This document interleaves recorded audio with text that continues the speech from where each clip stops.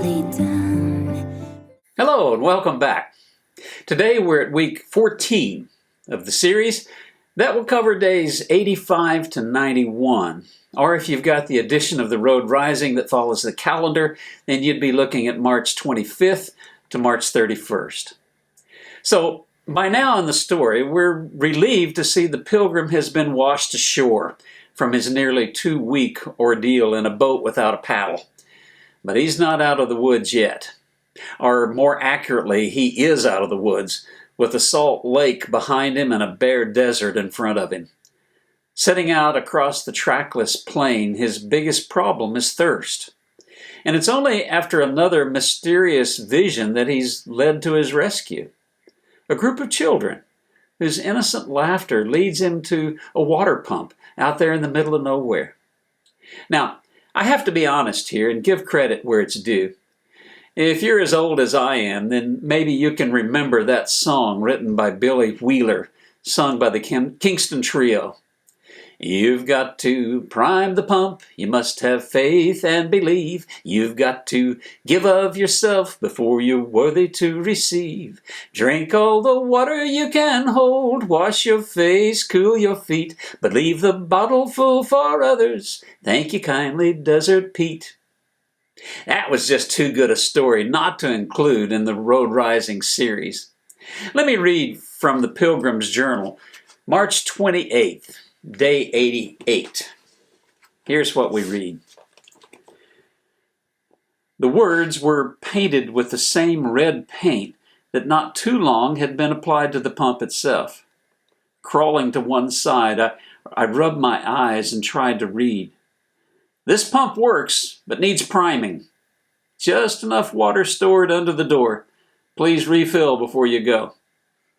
It took a while to comprehend what I was reading, but one part grabbed my attention. Water stored under the door. And there it was.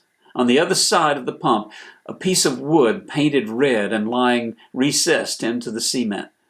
A hole just big enough for my finger allowed me to lift it up and reveal a thermos.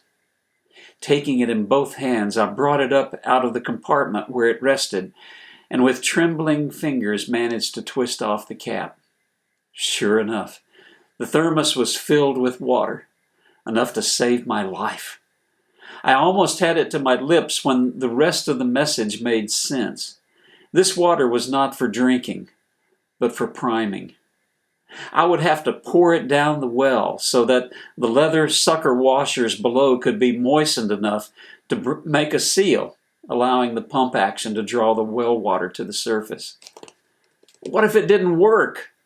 What if I poured away the only thing that would save me and get nothing in return?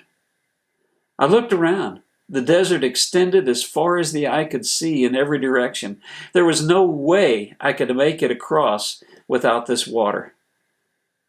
For that matter, even this one thermos would probably not be enough to keep me alive anyway. It was all or nothing. If I poured the water into the pump and it didn't work, I would most certainly die. But if I took the thermos, drink its contents, and continue on, I'd die anyway.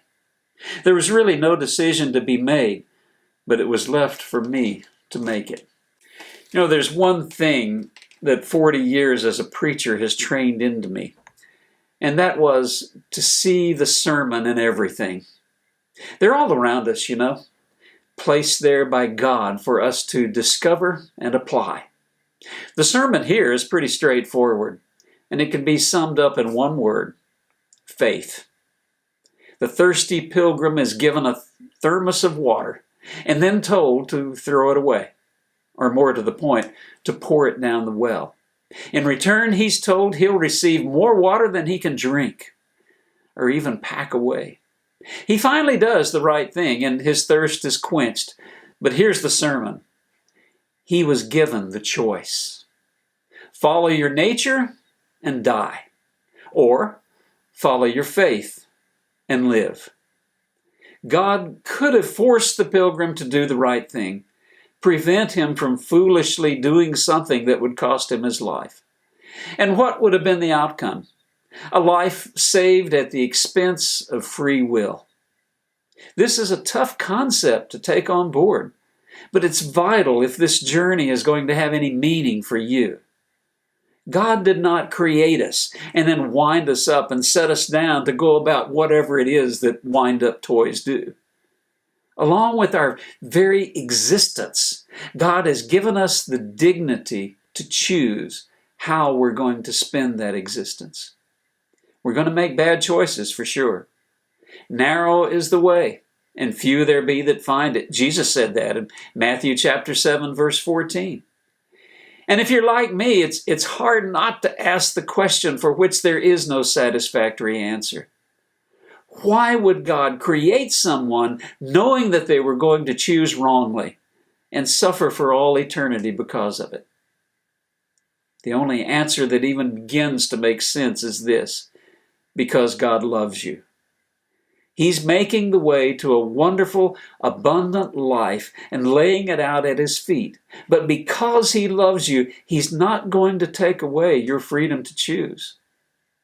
Now, at this point, if you're like me, we start to bog down because we're seeing this conundrum from a human point of view. Instead, we have to remember and hold on to these facts. God is God. He is sovereign. He loves you and He wants the very best for you. He will not condemn you for your ignorance, but will see to it that you have every God-given opportunity to choose life. Now you might start slipping back into all of those "what about" questions. What about my uncle, who was a good man but never gave his life to Christ? What about that heathen in the jungle who never hears the good news in his own language? What about? And the list goes on.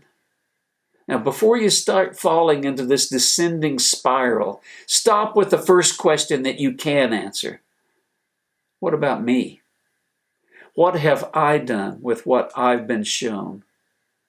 Now, I don't want to put words in God's mouth here, but I think He would say to you, don't worry about all those others. I know them better than you do, and I love them more than you could ever love them. Let's just start with the person you know best, you. I'm praying for you, brother. I'm praying for you, sister. And I'm looking forward to meeting up in God's kingdom one of these days and talking about the most important decision you ever made. See you next time. Y'all come back now. Here. The canyon walls come closer together, the river narrower but faster and more forceful. And then, coming around a bend, friend is dismayed to find himself confronted by a huge waterfall.